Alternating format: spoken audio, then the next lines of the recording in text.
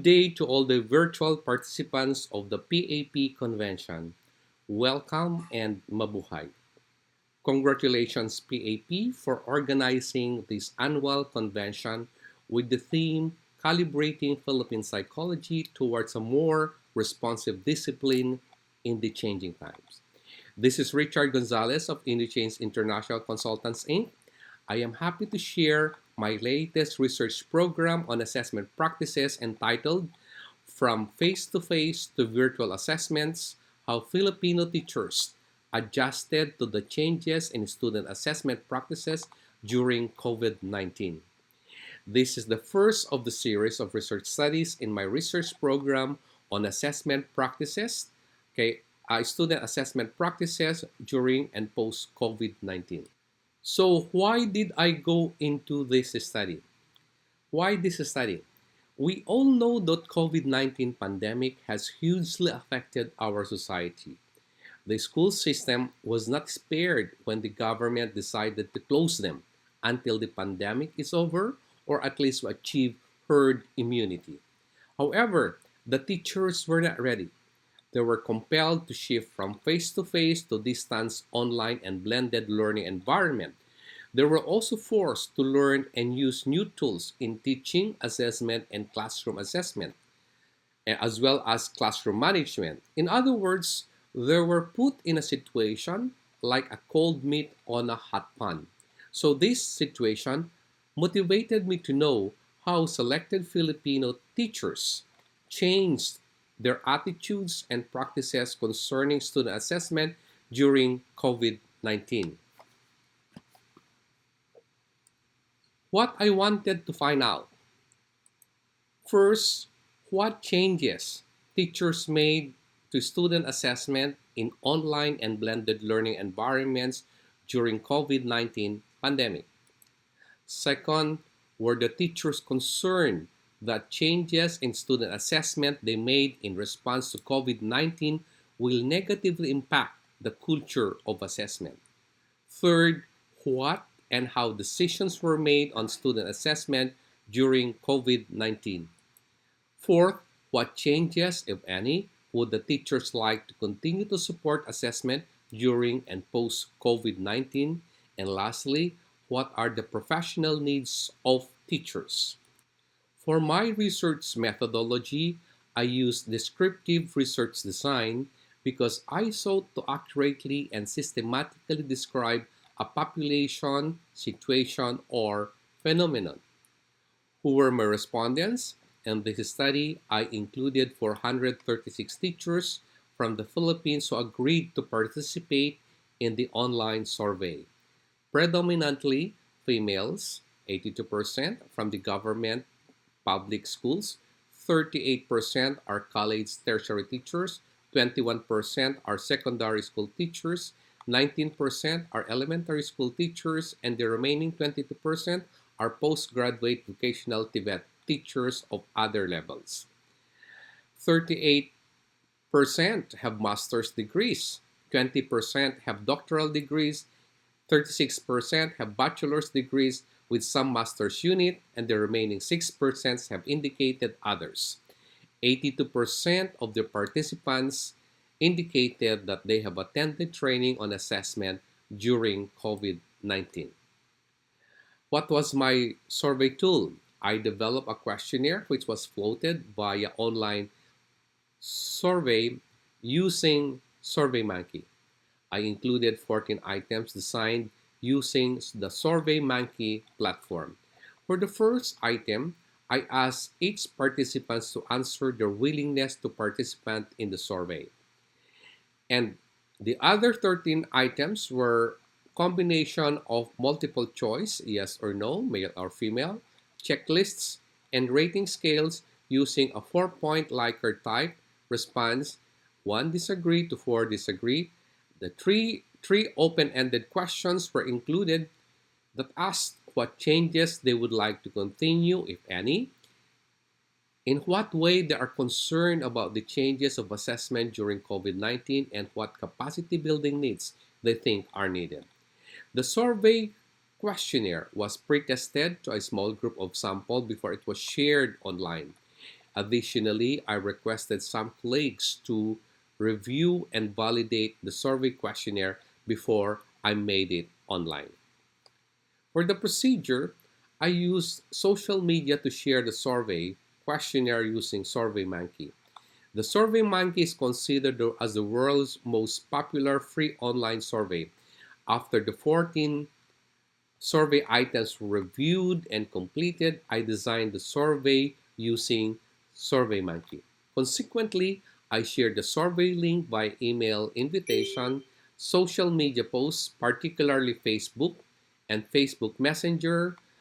Okay, the survey link was also shared for a period of 1 month, that is in February. After a month, more than 460 respondents came back.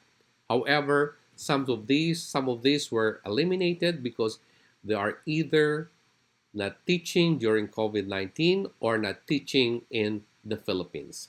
I also informed the participants about the purposes of the study as part of the informed consent.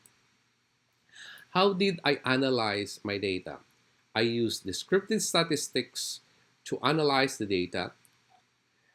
After carefully cleaning my data, I did descriptive statistical analysis, particularly frequency and percent counts and percentages. Since the intention of my study is purely descriptive, only basic frequency counts and percentages were calculated using Excel. I analyze qualitative response using content analysis. I use content analysis to determine the presence of certain words, themes, or concepts within some given qualitative data, in this case, the texts. After which I identified the meanings and relationship of the words, themes, and concepts that they shared. So, what are the results of my study? The results and findings. First, the first set of results, I look into specific changes made in student assessment during COVID-19. Very significantly, 93% of the respondents reported that they made changes of varying degree during COVID-19. Specifically, 91% became more flexible in giving deadlines for assignments and performance tasks. 72% changed the timing of submission of assessment tasks. 52% used rubrics more often as possible to let the students know how they were or they are assessed. 51% asked more reflective questions and performance tasks. For the second set of findings, the findings revealed what concerns raised by the teachers. Remarkably, 72% of the respondents revealed that changes would not negatively impact the assessment culture during COVID-19, and specifically, 54% were concerned on the validity of assessment results, 53% were concerned on the additional workload, 51% were concerned on the limited options for online assessments, 47% were concerned on the lack of training and skills for formative assessment. For key findings number 3, what motivated teachers to decide initiating changes in their practices? These are what I noted. 72% strongly agreed that considerations on students' capacity to access technology were more important during COVID-19 times. 55% strongly agreed that the abilities of students to learn in an online or blended learning environments were crucial. 52% agreed that assessment practices were changed based on students' need, and 47% agreed that school policies influenced the changes in student assessment practices. The fourth set of findings pertaining to the changes that teachers would like to continue to support learning includes 42% of the respondents suggested to continue being flexible and accommodating to students. 41% will continue using and introducing performance-based assessments and more authentic assessment. 39% will endeavor to continue considering students' capacity and access to technology in making assessment decisions. 31% will continue attending webinars, seminars on assessment to learn new knowledge, concepts, and tools in assessing students. Lastly, in this study, I also sought to determine the professional development needs of the respondents. Among of the many responses that this what stood out. Teachers want more training on authentic and performance-based assessment. They also want more training on online and e-assessment, indicating that they want to cope with the demands of the online and blended learning environments. The respondents thought that schools should continue supporting and guiding them on how to conduct assessment properly. And of course, given the new normal situation, they want to have more models and exemplars to guide them accordingly. What are my conclusions and recommendations?